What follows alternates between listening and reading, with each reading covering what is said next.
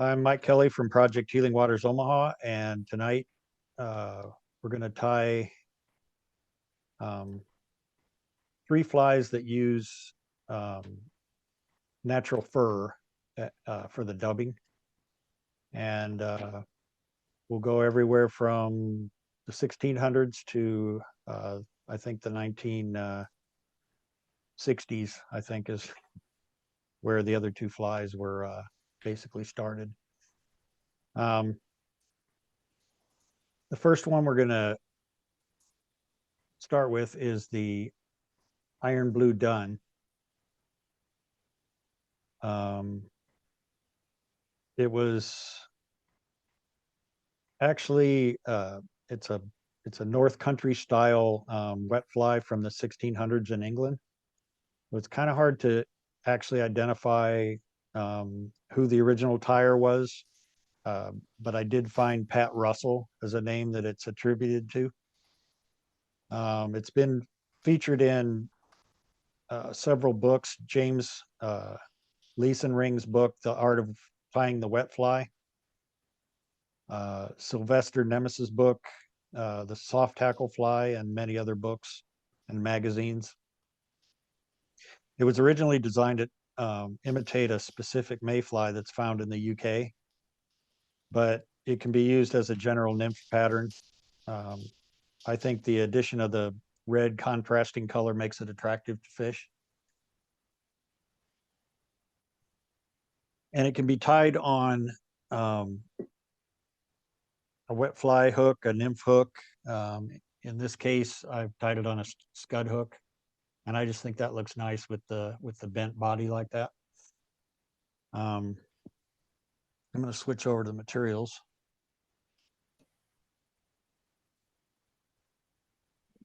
So for this particular fly, it's basically just what I'll use for it is mole fur, which is what it was originally tied with. If you look at the mole fur, it's of course very short fibers. There's not many guard hairs. It's makes really good dubbing because it's just very short and soft and fine. This is mink. We'll be using that for one of the later flies if there's time. And then muskrat is a little bit longer than the mink. Beaver, I think that fits in there even longer than the muskrat. But that can also be used. It's a soft fur that can easily be used for dubbing. So again, we'll just work with the mole. And then for the thread, I'm going to use a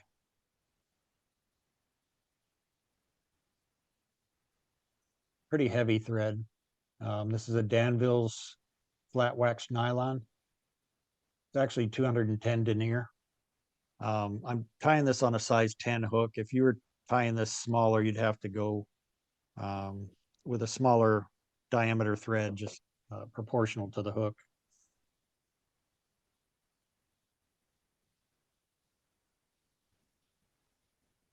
So this is just a scud hook. I think it's from J. Stockard. Again, in a size 10. And also, before I get started, I'm going to use a go back to the fly. So it's got a the thread is normally either crimson, cardinal, or claret silk is what the original pattern called for. But again, that's from the 1600s. The tail is a few fibers of a soft, light colored, they call for white, but I'll just use a real light gray. And then body again is mole fur, but this has a pronounced butt of this red colored thread at the back. And then just a few turns. The original pattern was jackdaw or starling. And again, in a smaller size, you could use starling if you have it. I'm using a little bit bigger of a soft hackle is what I'm going to use. So I will place the hook if I can. There it is.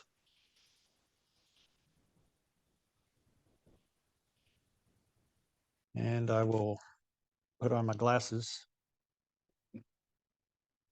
Now I'm just going to start the thread actually at the eye of the hook this time. Take a couple wraps back to about the middle. And then I'll cut off that waist. And then I'm going to take that soft hackle feather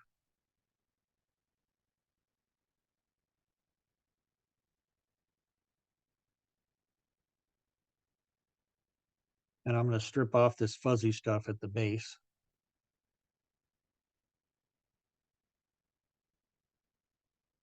And I'm going to tie this down with the concave side facing up. And I'm going to leave a little bit of stem there at the eye. I'm going to leave that right on top of the hook shank, wrap back to the eye. And then I'm just going to flatten my thread out because I don't want too much bulk. So spinning it counterclockwise as if I'm looking down on it. Flatten out that thread. So I can go back to the back. And then I'm going to cut that stem. Now what I'm doing here essentially is building a little bit of a taper in the body.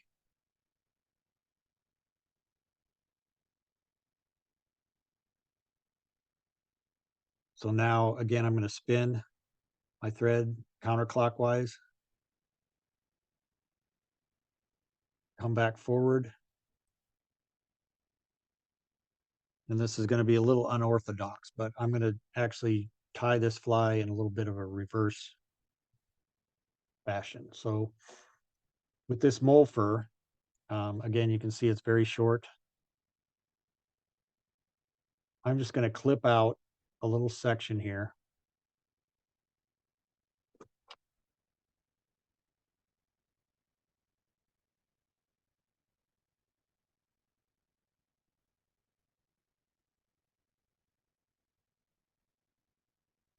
There it is.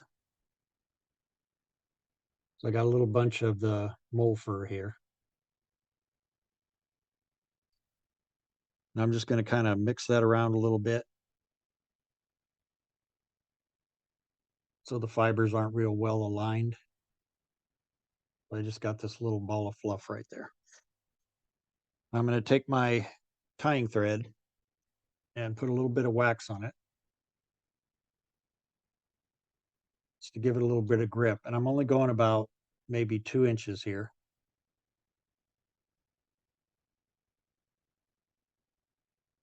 And then I'm going to touch that mole fur to the thread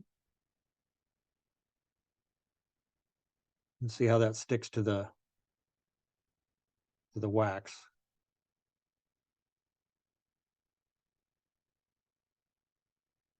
So now I'll set that remainder down, give a little bit of a spin.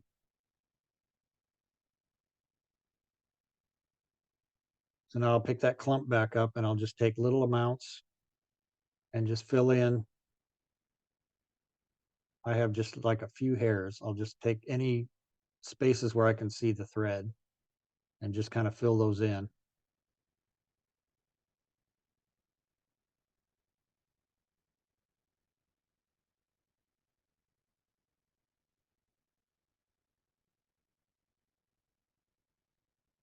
I don't know if you can see that. Yeah. So now I'm going to take that dubbing from the front, wrap it towards the back.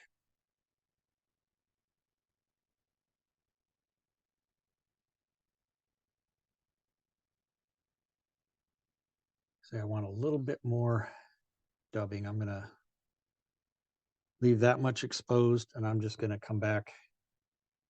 Again, you can see I have just a few fibers there. I'm just going to bulk that back up a little bit.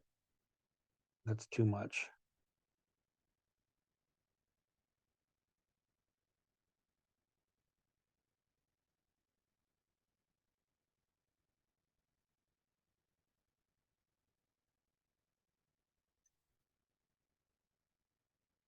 Okay, that's just about right.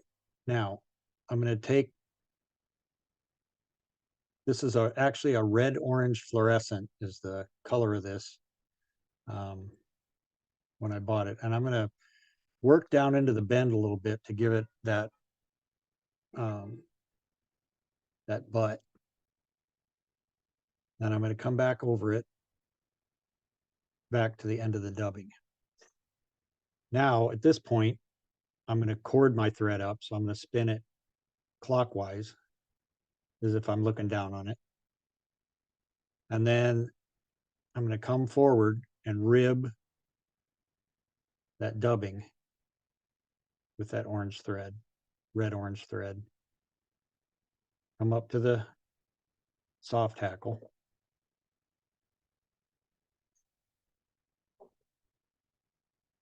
Then I will grab my feather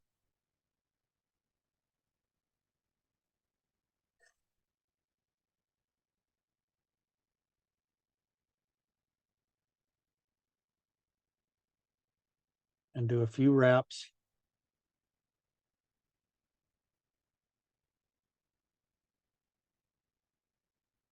Oh, that's beautiful.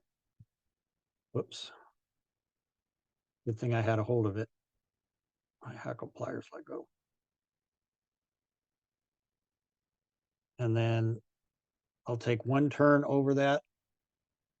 Since I'm using such a heavy thread, I don't want to make too much bulk. So I took one turn. I'll take my hackle pliers off and sweep all this back.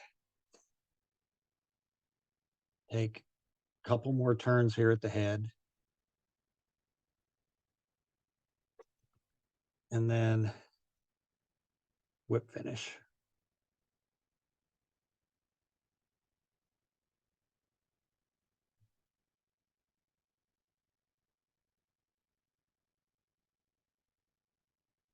Pull that nice and tight.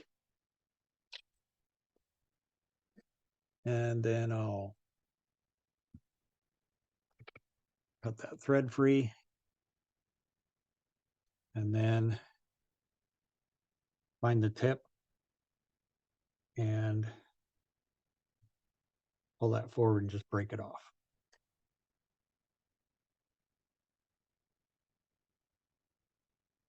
Now I'll sweep those back so I don't get too much glue on them here. And again, I'm going to take, I actually didn't add the tail feathers on there for this one, but I'm going to take a little bit of glue and squeeze it onto this 3x5 card. My glue's getting kind of thick. I need to replace that stuff. And then I'll take my bodkin and just grab a little bit of glue there.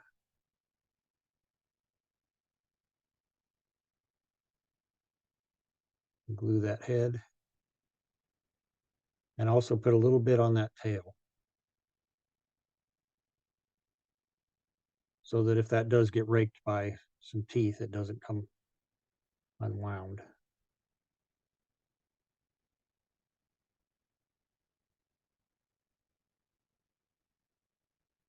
And then just to make sure my eye is clear, stick an old hackle tip through there. And that's good to go. That's the iron blue done. With the contrast of colors, I just love the looks of that fly.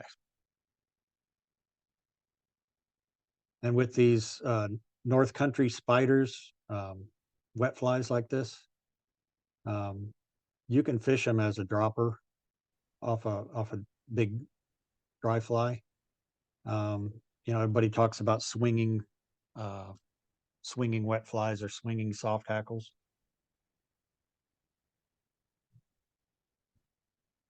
So you could cast them across and a little bit down and let them just swing through the current. I have actually, not this particular one, but I fished soft hackles like this, actually casting upstream, which is a lot of times how I like to fish in small streams. They're all facing upstream, so they can't see you when you sneak up on them as much. So that's that one very using nice. mole fur. With the mole fur, I clipped off a section because that gave me, actually, I don't even see that I have any. Yeah, there's a little bit left here. But what you can also do if you just need a little bit is just pluck it like this. And that's how I normally do it for, it ends up being mixed like that. And just a small enough amount to pinch onto the thread. So that's another way to do that mole fur. Can't so much do it with the other furs because of their guard hairs and everything, but it's just very, very soft, and it really makes an easy dubbing. So the next fly, I think we're going to do the muskrat nymph. This has a little bit too much in the leg category there. That's a little too bulky. But this and the next fly, if there's time, which I think there will be. Hello, Jesse Wynn. I just saw you pop in. I didn't even spotlight myself for that. Doggone it. So hopefully that was showing up big for you guys when I was talking. Yeah, it's right size. Okay. Hey, Mike, so you tied that as a number 10. Yes. Is that a pretty common size for that fly? For soft hackles, I mean, I always say there's not a fly that a bluegill won't eat. Right. I do tie a lot of size 10 soft hackles and nymphs and stuff like that. And normally I do that for the camera. But Right. normally soft hackles, I think the original, you know, the way it was done in England is 14 through 22. Yeah, that sounds better. So a lot smaller. And traditionally, again, it was a wet fly hook, similar to what this fly is tied on. Hans Weilenmann. I'll hold up my sheet we sent out with the email. But you can see that one's done on a curved nymph hook. So it's a real long, he has a real long, let me put my iron blue dun back in there. His has a lot more exaggerated of a tail. And then he uses partridge for he used partridge for the hackle. And then again, you could put just a couple little fibers of like a white soft hackle or a light gray coming out for the tail. My printer put a line across there if that confuses you, but that's the iron blue dun. One of my favorites to look at and to tie. And the next one, probably one of the first flies first nymphs that I learned how to tie is the Muskrat Nymph. And you can do it with or without the legs. Without the legs, it would just be very, very similar to a caddis um, pupa with a lighter colored body and then a dark, the area where the legs and the head are is normally darker. But it's muskrat fur for the body. Um, any soft tackle, speckled soft tackle for the legs, and then peacock herl for the head. So mount a wet fly hook. That's just a standard wet fly hook. Let me center that a little better. Maybe toward the top a little bit. Sorry about that. And then back to materials for the, I don't have peacock herl. There it is.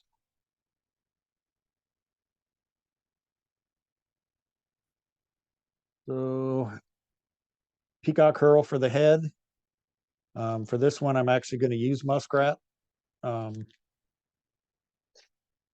have some new stuff that I bought because I had a pretty small patch here.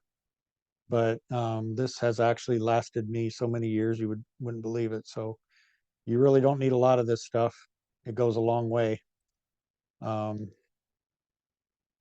that will be the head and then the body. And then this soft tackle that I'm using is a nice brown gray. This is Coq de Leon hen hackle. And I ended up getting this from Hook and Hackle when they were going out of business. I'm not sure what a neck like this would cost if you bought it from another dealer. But again, I actually pre-selected one of these speckly feathers here from the side to use as the legs. So I'll move all that over here. We'll switch cameras again. Where do you primarily get your stuff? Anywhere and everywhere. So Caddis Fly Shop has a military discount. I think look back in my stuff and I'll have John send that out to everybody. I think the code word or whatever for the discount is Chrome, CHROME. Jay Stockard, I believe, has a discount, military discount. But I have a Cabela's credit card, and so I get points for that or whatever. And when I build up $50, $60 worth of points, then I buy some materials. The thing with Bass Pro and Cabela's, they're not usually the best quality of materials, but if you're buying, you know, like peacock feathers, threads, hooks, chenille, stuff like that, you really don't have to so much focus on quality.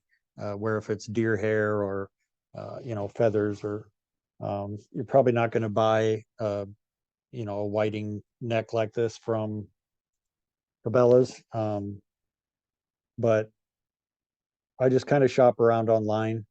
If I'm looking for, like I went to Jay Stockard. I got a lot of hooks from him and a couple of these little patches of like beaver and muskrat.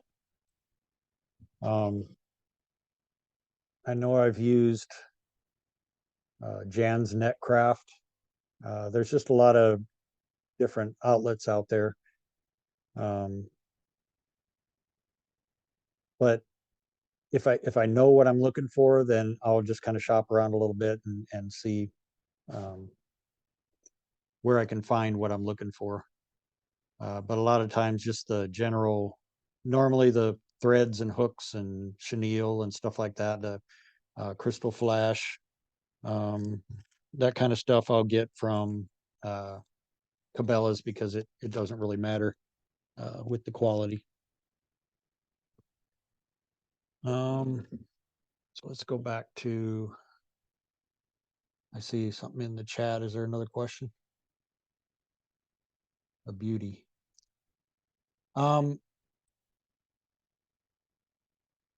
So for the muskrat nymph, I'm going to go with maybe a little bit smaller thread, and I'll go back to black. This, I'm actually using this Semperfly 12-aught. This stuff is stronger probably than that thick 210 denier stuff that I was using earlier. It's probably stronger than that. I think, was it last week I bent a hook with it? But it's real thin, so it doesn't add any bulk at all. The only thing is it's real slippery. So you can see I had trouble starting it on the hook. You have to actually take a few wraps forward before you come back across it. Otherwise, it'll just start slipping.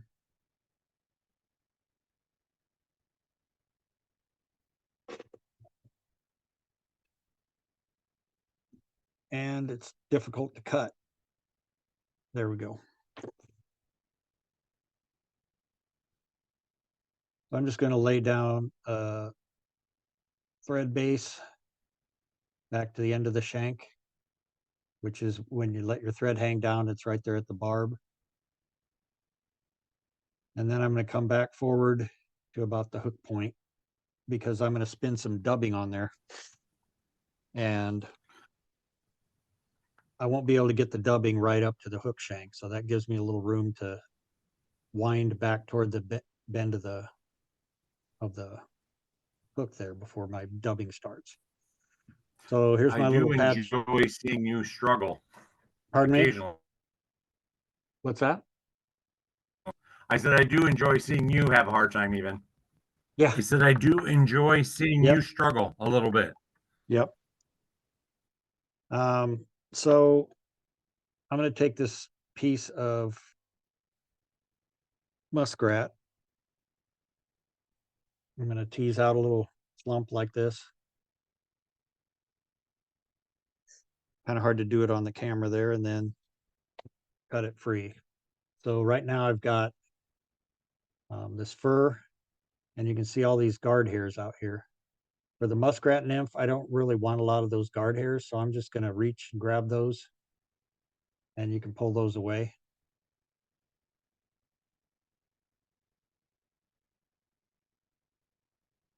So I've got most of those out of there. Now there's some smaller guard hairs that are mixed in there, but those won't cause too much of a problem. So I've got these, this under fur, and it's all just kind of lined up. I'm going to take it and just kind of pull at it and just mix it up and get it to where it's just kind of a jumbled mess of fuzz here. And that way I'll be able to just pull little bits off to make my dubbing. I have actually enough for about 3 flies here, but so I'm just going to reach up here and just grab a few.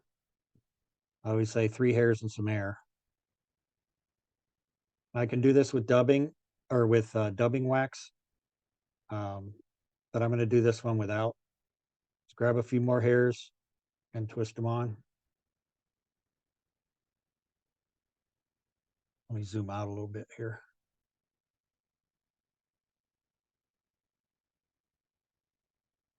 So you can see what I'm doing better.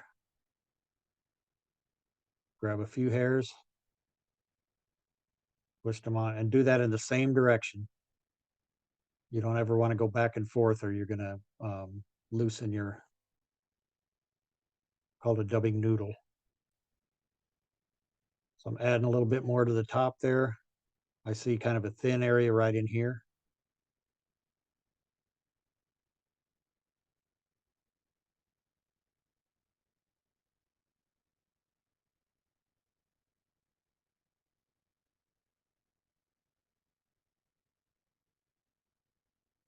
And you can slide that on the slicker thread like this. You can slide it up a little ways. And that's enough to go a little ways. So I'm going to use that room at the top there to get back to the bend of the hook. And then I'll start wrapping my dubbing forward.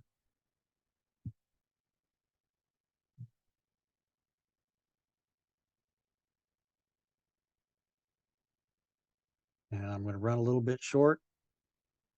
So I'll just grab my dubbing again. Just a few hairs at a time.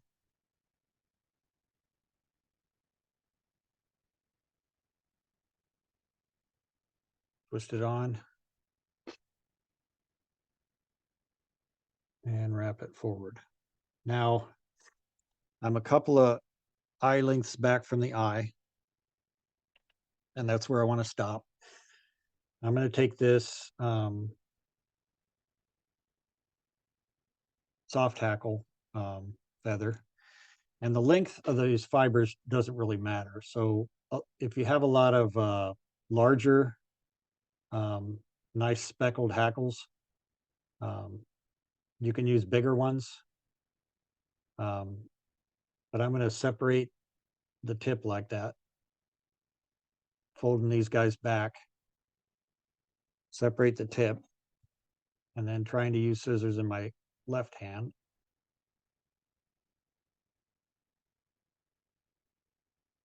I'm going to clip that out. So now I've got that V right there, like a chevron. I'm just going to get rid of all the rest of this stuff. And that's going to be my legs. Now, again, I usually tend to kind of overdress these legs. So I'm going to pick a few more of those off of there. So now I'm going to set this back a ways over the back and take a wrap over and then a wrap under and another wrap over. And I'm not going very tight. And then I'm going to take that stem and start pulling where I get the legs in the right length that I want them to be. So I want them to be to where they just about touch the hook point, but I'm going to actually end up folding these down. So now that I have them about the length that I want, I'm going to take a few tight wraps back toward the eye and clip the stem out. Now I'll take those legs and pull them down and then make a few wraps right here that go a little bit over those. So that causes them to lean back. Maybe take another wrap or two.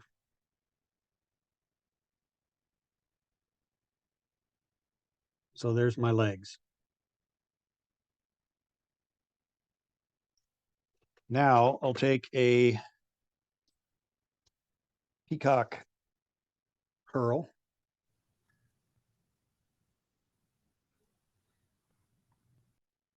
And the tips on these are usually pretty brittle. So I just try to break them off like that, or you can clip off about an inch.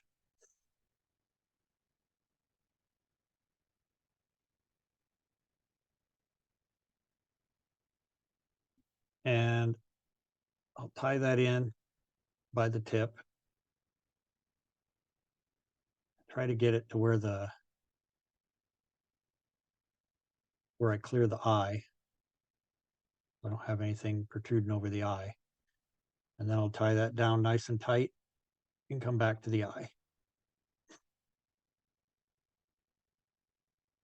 Now I'll take that peacock curl. I had a better idea. I'm going to come back actually to the peacock herl. And I'm going to wrap in front of the thread.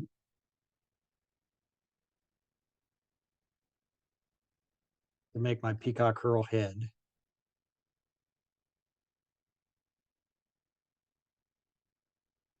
And then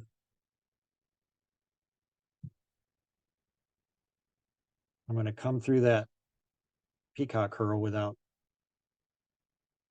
this thin thread. It's not really pushing those down, but it's reinforcing it. And then I can stroke all that back, make a small head, and whip finish.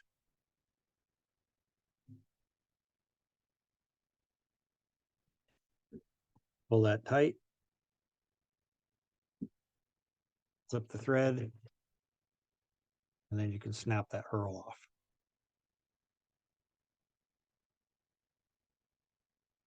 There's the muskrat nymph.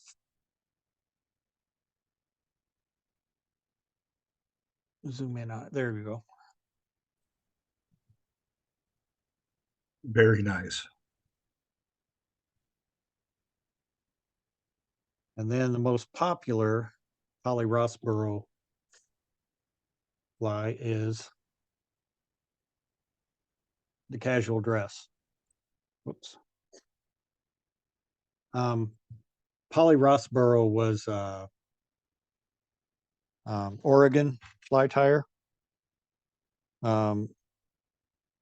He was actually born in Arkansas, but he got his name from coworkers at a box factory in Northern California where he worked, because he talked so much they called him Polly the Parrot. His name was actually Ernest Rossborough. In 1965, he self-published his first book, Tying and Fishing the Fuzzy Nymphs, and he was known for the real buggy nymph patterns that gave movement to the realistic nymph profiles. He was also pretty well known for his contributions to the salmon and steelhead flies. For this one, we'll use a little bit longer of a hook. It's a little bit longer nymph hook. And I will use some of this fantastic mink that I got from Will the other day at the fishing tournament.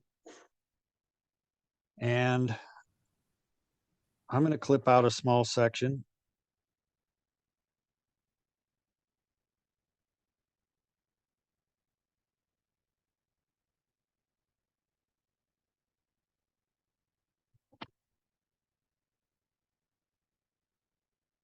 And this time, I'm going to take these guard hairs,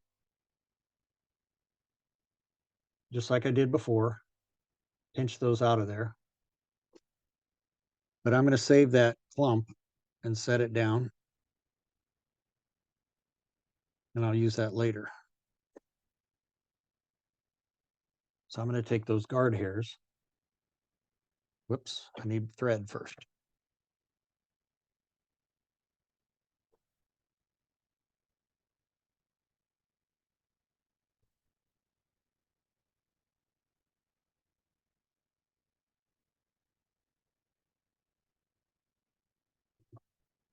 And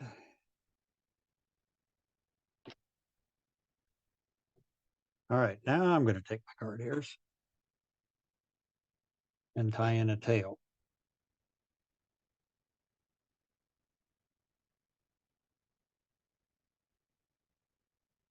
I want that to be about a hook gap in length. And that's tied back to the end. Now, I'm going to take a little bit more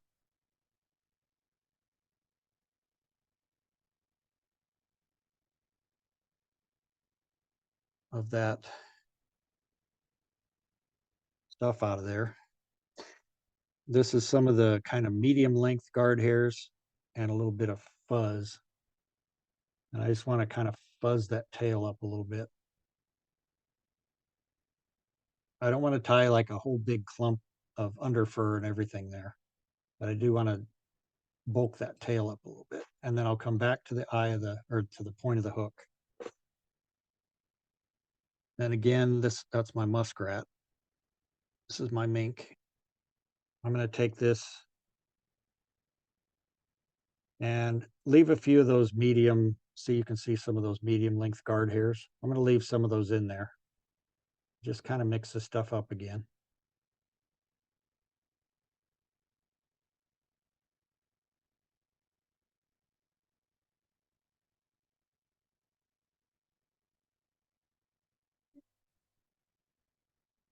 And then just pulling off a few at a time, just like before, twisting in the same direction. I'm going to make this a little bit thicker.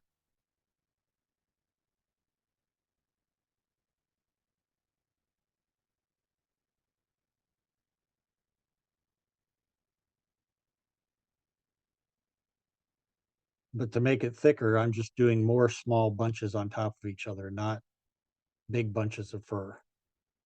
If you do big bunches of fur, you'll get very frustrated with your dubbing. Once you start to get control of using a small amount at a time, it gets a lot easier. So that's pretty good, healthy dubbing noodle right there. I'll just slide it up there a little bit. I do want some room to get back the end of the hook. And we'll start there.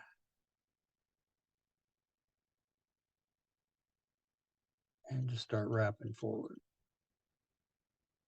I need a little bit more. I want to leave room for a collar and a head similar to what we used on the muskrat. So I'm going to do about another inch.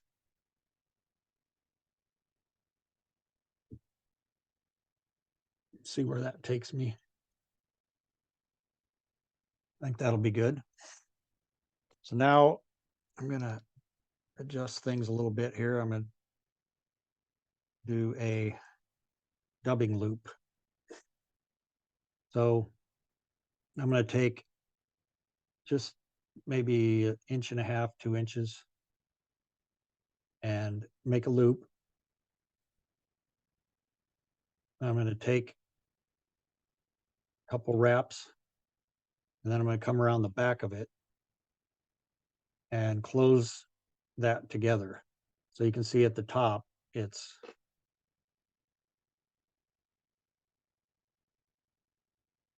you can see right up here at the top, it's close together.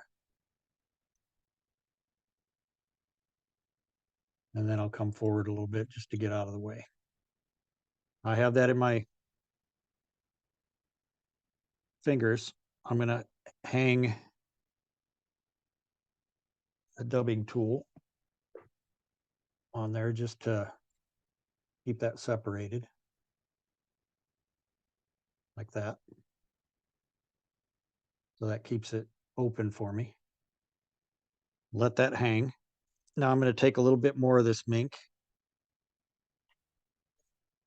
just a little bit.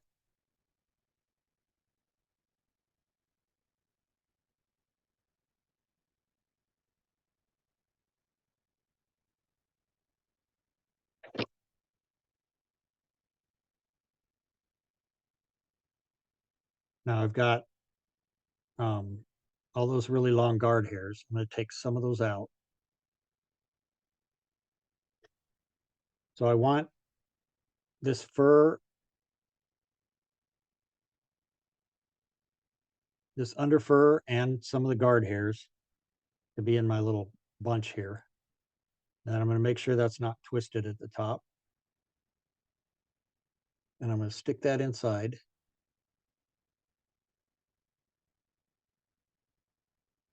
Let me do that again. Got it twisted. Okay.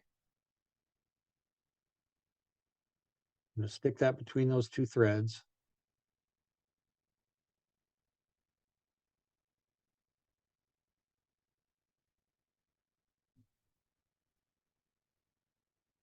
Like so.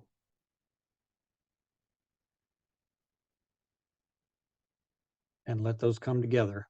So now I've got my clump sandwiched in between those two threads. So I want to take that fur and just start sliding it around a little bit here. So I have the tips sticking out enough to make a collar. And I want to spread that out a little bit here.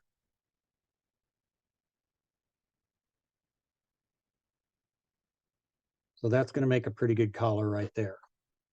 So I'm going to turn this and come in here with my scissors and just get rid of any of that excessive long stuff there.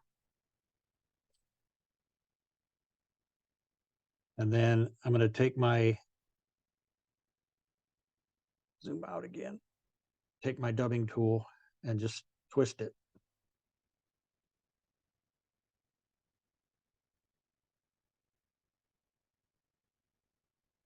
So you can see that. Let me, here it is. Starting to spin up. I'm just going to take my bodkin and just kind of rub on it a little bit just to keep spinning it.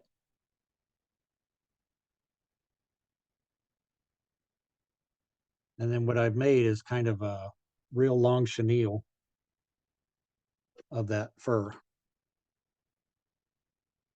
So now instead of trying to mess with that dubbing tool, that's going to be kind of long, I'm going to come right up at the base of this fur and I'm going to wrap a couple of times around a plunger style hackle pliers or electronic test clip or whatever you want to call this. And then I can cut that. So now I have a little bit shorter of a thing to deal with here. And I'm going to get to where that's right at the dubbing, and then I'm just going to stroke that back like I'm doing a soft hackle and just make touching turns with that collar. Just stroke all that back. Now I've gotten to the end of it. I'm going to tie that down.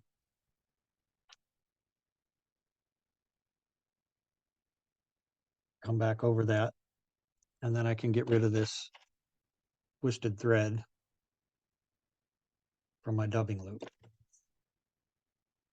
So there's my collar. Got a few guard hairs and then all that under fur.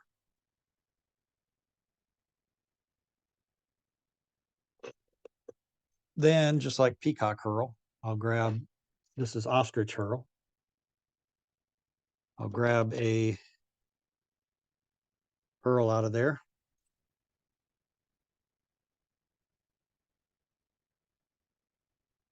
And I'll tie that so I don't know if you can see that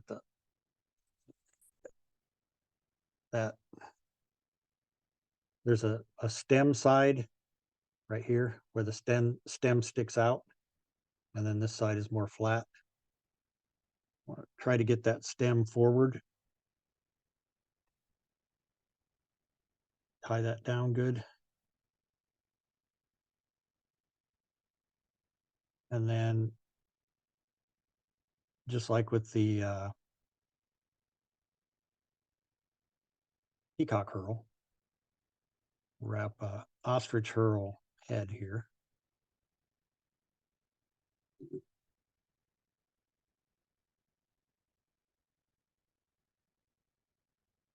couple of wraps and then fold it back.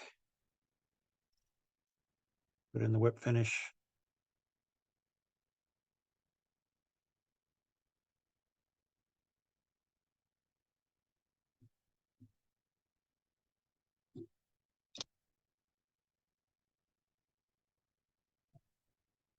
And then since that's bent backwards like that, you should be able to snap it forward and break that stem off. And that's the casual dress.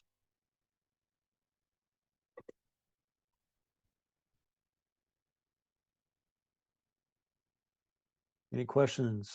Any questions on tying with fur? Looks good. Again, doesn't really stand out as looking like any of the nymphs that we're familiar with, but it definitely, I actually fish this as a bait fish a lot. I've fished this a lot for crappie. It especially, this is size 10, size 8, tie a bigger one. You can use beaver, is a little bit bigger. Muskrat is what it was originally tied with. But if you imagine this, all being wet, that collar, especially if you make that collar a little more bushy, that'll just make the profile of a small bait fish. But again, a lot of your larvae and nymphs have a dark head and a lighter body, where the head and the tail and the legs come out is usually a darker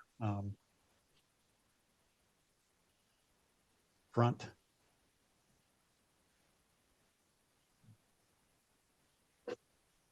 So there you go. I like it. Nice. There we go. And we did about 57 minutes. That's pretty good. Really good for 3 flies. What's that? That's really good for 3 flies. Yeah. Well, they're fairly easy flies. The dubbing's a little, it's something you kind of got to get used to. But it's something easy to practice, and I struggled with it for years. There's a lot of different methods out there. When we get into techniques at the end of the tying class, I'll do another little thing on different dubbing techniques, but there's a lot of people that do it differently. It's just ways that they found to make it behave easier. But what really was a game changer for me was Kelly Gallup did a presentation where he takes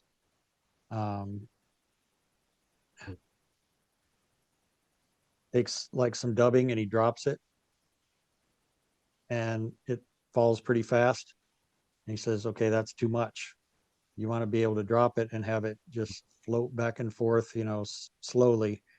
That's the right amount of dubbing to use. That kind of made me that, and the way Al does dubbing is like I did with the first fly, where you apply dubbing wax to the thread, and then you touch your dubbing to that wax, and it will only hold a little bit of dubbing on the wax, and then you twist that on, and that's what you use.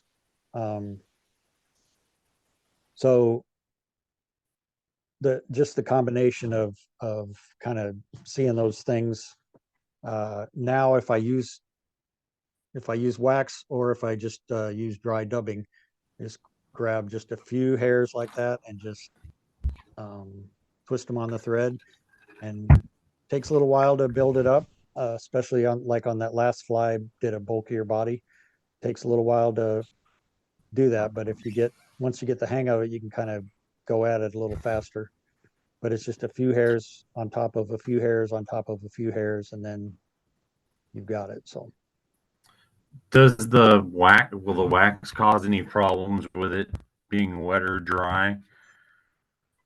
Fly? not necessarily. Um, that's an interesting question. I really don't think so, because um, the amount of wax that's going to be on that thread, really the only thing it's doing is, I'll use this thick thread again just because you can see it easier. Um,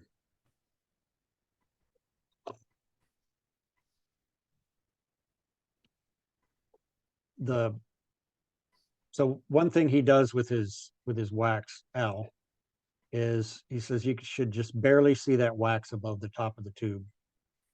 You know, it's just like a chapstick tube or whatever. You know, if you go too high with it, then you start cutting the wax when you apply it, and then you end up getting big clumps like that,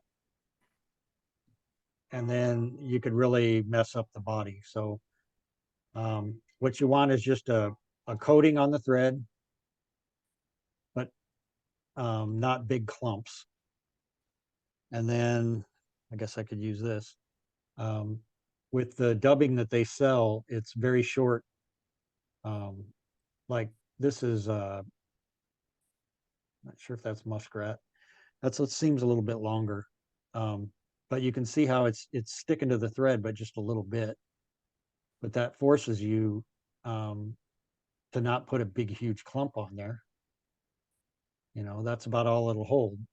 So then they go back and twist it on, and then you've got a nice thin dubbing noodle. And the more you twist it with that wax, it's going to, say for a dry fly, you want a nice skinny body like that. Then when you wrap that body on there, you've got a fairly thin body.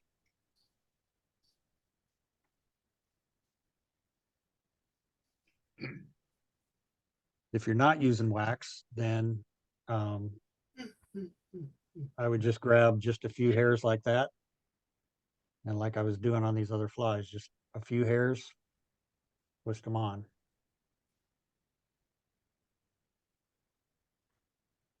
And then fill in the spaces wherever it's thin. If you want to taper it and have it start thin at the front and be thicker toward the back, you just add more down here toward the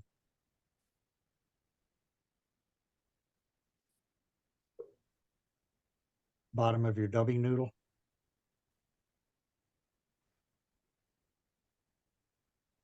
Again, just a few hairs at a time, so it's thinner at the top and thicker at the bottom. So as you go forward, then you start thinner and you get more bulky as you get toward the top. So